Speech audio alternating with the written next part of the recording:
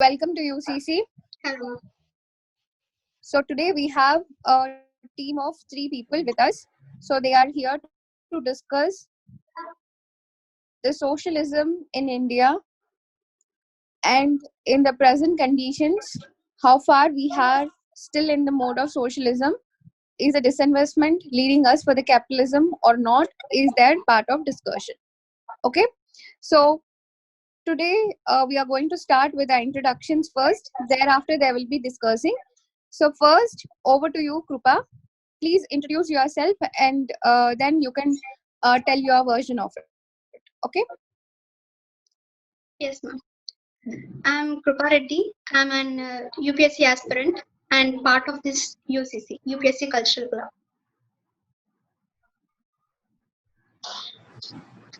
Yes, then. Shall I start, ma'am? Yes.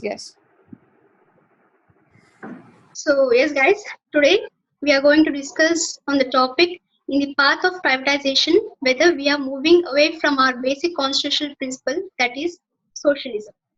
So, why we are discussing this topic? We have seen that recently Pradhan Mantri Narendra Modi's government has decided or allowed the private players to commercial mining in the 41 mining blocks.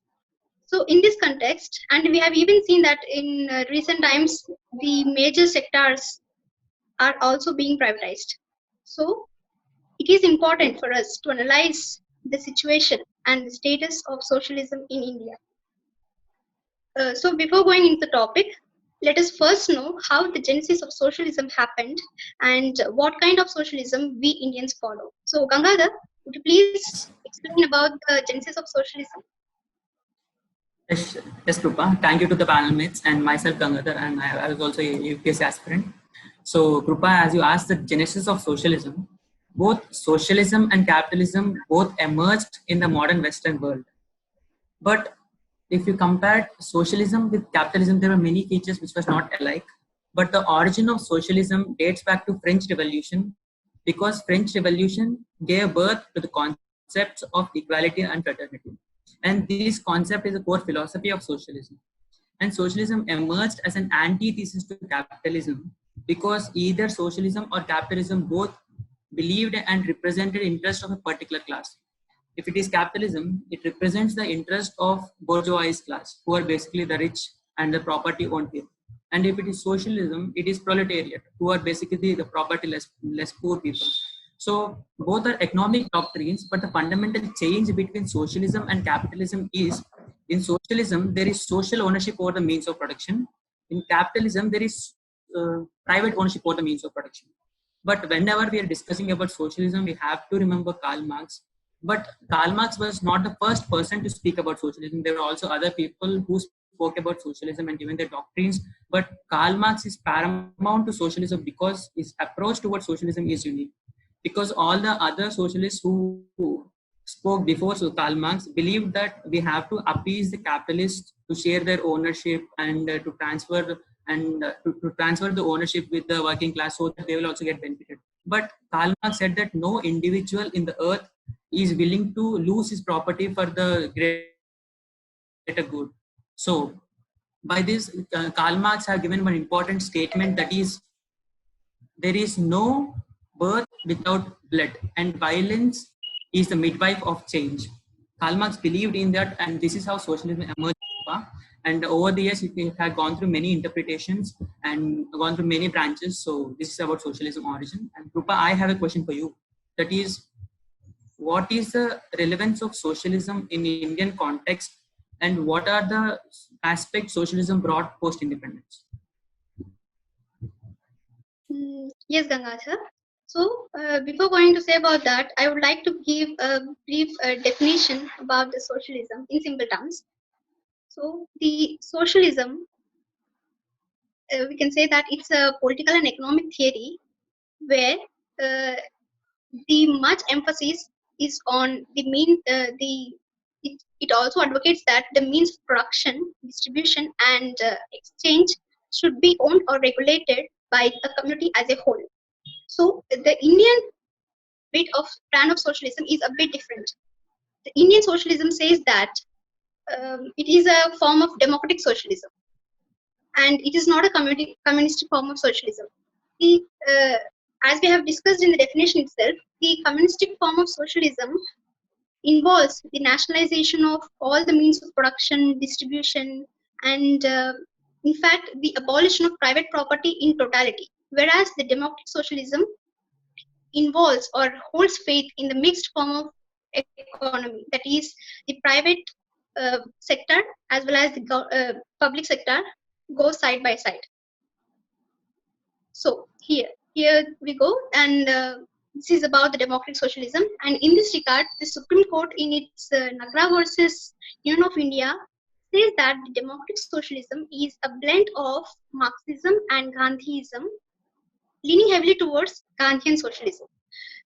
So here, as the context have come, I would like to say a few words said by Gandhiji. He says that the greed of a human being is infinite, but it is our responsibility to fulfill the needs of society. So here where the democratic socialism actually works. And the Supreme Court also says that democratic socialism aims to end poverty, ignorance, and inequality of opportunity. We all know that the word socialist in Constitution got enshrined in 1976 through 42nd Amendment Act. Here comes a question whether we so, as I have said, that Gandhiji says that the greed of human being is infinite, but it is our responsibility to fulfill the needs of the society. So here where the democratic socialism works.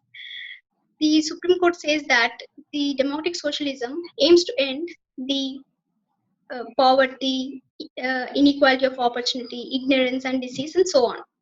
So we all know that the word socialist got enshrined into our constitution through 42nd Amendment Act in 1976. So here comes a question whether we know about the socialism from then. No, the roots of this socialism can be traced back into the period in between the two world wars. And during that period, many of our Indian freedom fighters got inspired by this socialistic ideology. And we even know that Nehru has visited Russia during this time. So here we can say that though we have enshrined this socialistic principle in Constitution explicitly in 1976, it is present implicitly in the Constitution through DPSPs, that is Direct Principles of State Policy. Implicitly, it is present in that. Yeah. Krupa, I have one more question for you. Yes, Gangadhar. We all know that the 1956, the Industrial Resolution Policy is the biggest step towards socialism by the Indian government. Can you illustrate the context why exactly in 1956? Because it was a period which we have heavily invested in mining, oil, shipbuilding, steel, manufacturing, etc. But why exactly in 1956? Why not right after independence or some time later? Yes, Gangadhar. So in 1955, the Congress Party has its Avadi session in 1955 itself. So there it has took a resolution to establish a socialistic pattern of society. And in the same lines, this industrial policy of 1956 has been brought. So here I can say that the industrial policy of 1956, though it aims at employment of employment generation and infrastructure development, and also it emphasizes on the heavy industries, as you said. The major thrust of this industrial policy is to enhance the public sector in the process of growth and development, and which we can say that it is on the lines of socialistic pattern of society that the Congress Party has been taken in its Avadi session. So this is about why we have taken that industrial policy in 1956 and so on. And we even know that in 1991, the government has brought forth the LPG reforms, that is the liberalization, privatization, and globalization. These LPG reforms, to some extent, have diluted the socialistic credentials in India. So, Sravan, I would like to ask you a question. What has actually happened? Why the Indian government has leaned towards the privatization? what has actually happened in between this 1955's Congress session and 1991. Could you please explain? Yes, Namaste, my dear servants of this holy motherland. This is your Sravan Kumar, an IAS aspirant, working to become a servant to our motherland. So, I understood your question, Krupa. So, let us discuss what factors paved the then PV Narasimha Rao's government to initiate the LPG reforms or to brought out the certain economic reforms in 1991. We can classify these factors as the short-term factors and the long-term factors. The short-term factors could be the bad physical position of our economy at those times. Besides this, the stagnant growth of our economy for the past decade. Besides this, the minimal growth in the formal or organized sectors like banking, industrial sector, trade sector. These were the short-term factors which paved the path to initiate LPG reforms. In another context, the long-term factors could be, or we can clearly code it as the drawbacks within the principles adopted by India. The drawbacks of socialism, we can summarize it as the first one is lack of competency among the public sector firms.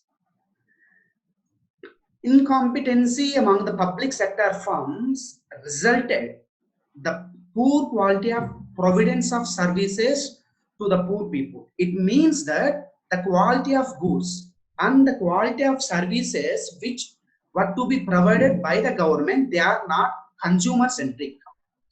If you take the example of Indian Railways, where if now and then we can clearly see the sanitation facilities within the Indian Railways were very low graded or very unhygienic.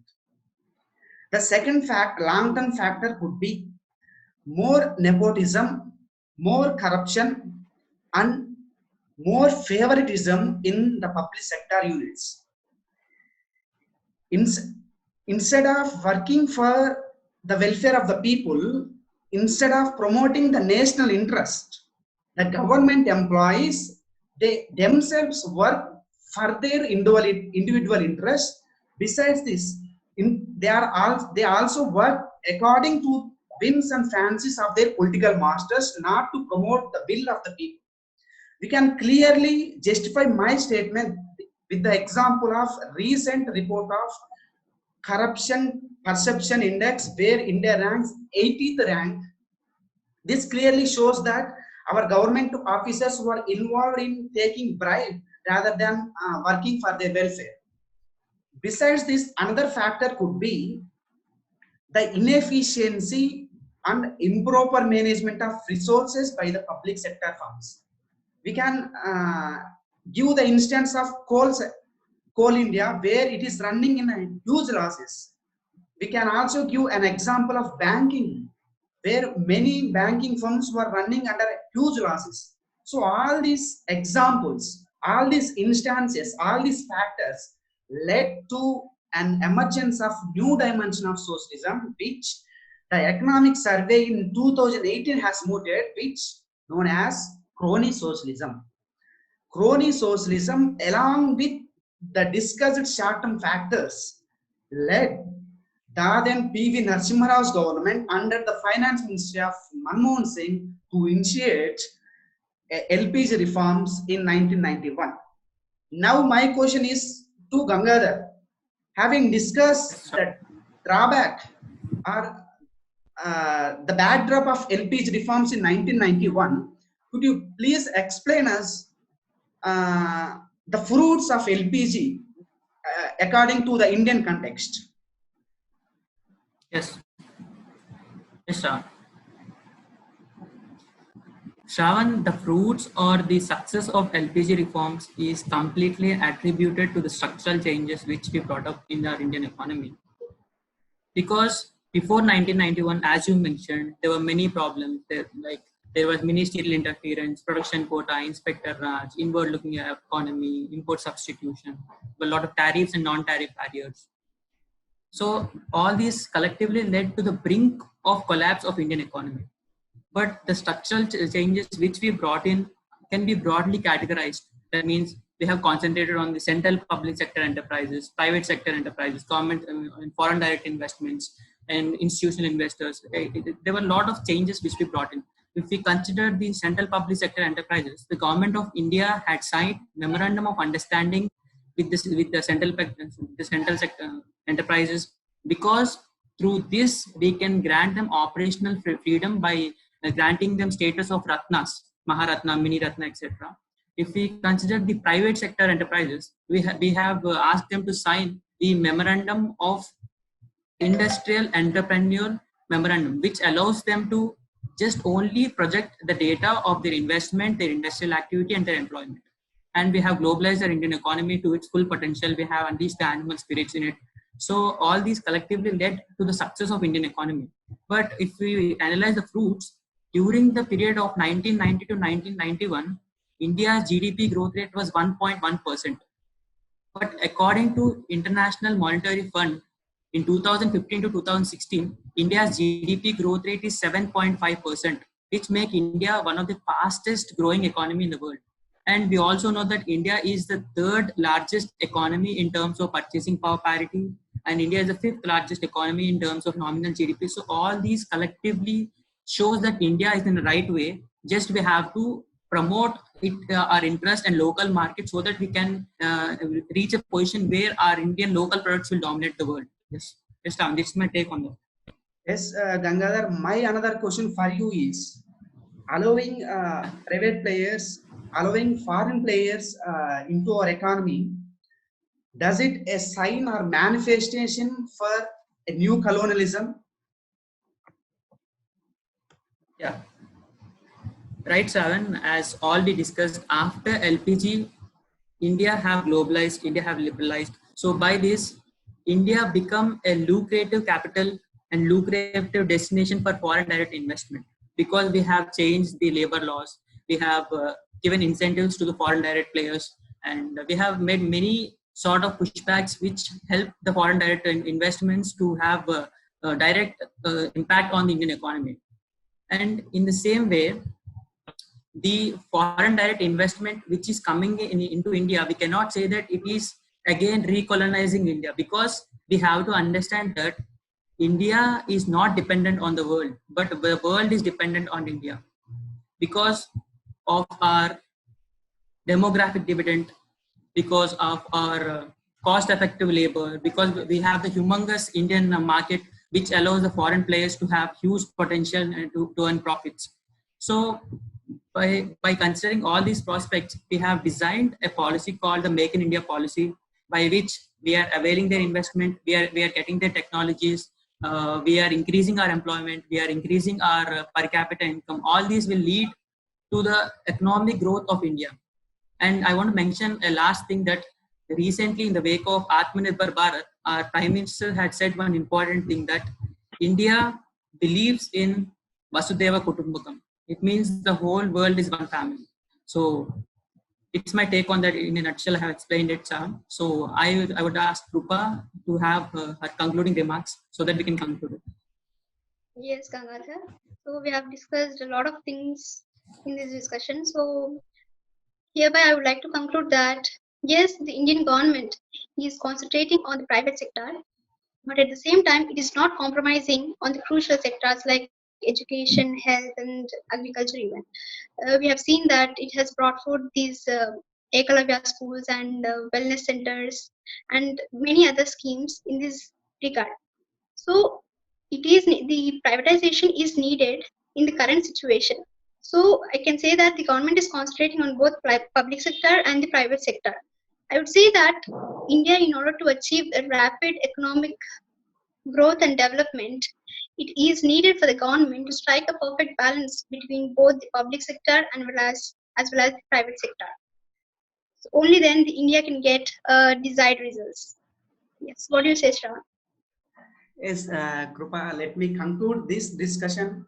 having discussed the various aspects of socialism, that is the genesis of socialism, the socialism within Indian context, the backdrop of LPG, the fruits of LPG.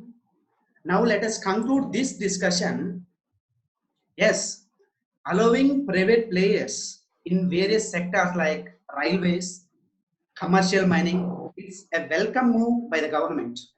It doesn't mean that government is creating a capitalistic type of society with compromising the socialistic pillars. Let me support my statement that if we examine all the recent government welfare schemes, Ayushman Bharat, the world's biggest health insurance scheme, Pradhana Mantri Kisan Samman Nidhi, which is for the pro farmers, Pradhana Mantri Kaushal Vikas Yojana, which is to enhance the skills of the youth. Besides this, providing LPGs in subsidy manner, all this clearly indicate that government is working for the welfare of the people, which is an important element of socialism. The another aspect is the recent EWS reservation, economic weaker section 10% reservation, which our government has granted, clearly shows that government is trying to provide equal opportunities, which is another important element of the socialism. It means that government on one side working for the welfare of the people, on another side it is allowing private players without compromising our national interest, without hindering the unity of our country, and it is allowing private players just to increase inefficiency and to unlock the capital fund, which in general developing countries would face. So finally, government is working for the welfare of the people, and government is strengthening the pillars of socialistic principles, and in another way, allowing private players would boost up our economy. So working public player and private player together would make our country to develop faster, to make our Indian economy one of the world's biggest economy in the world, and to make India once again great. Thank you everyone.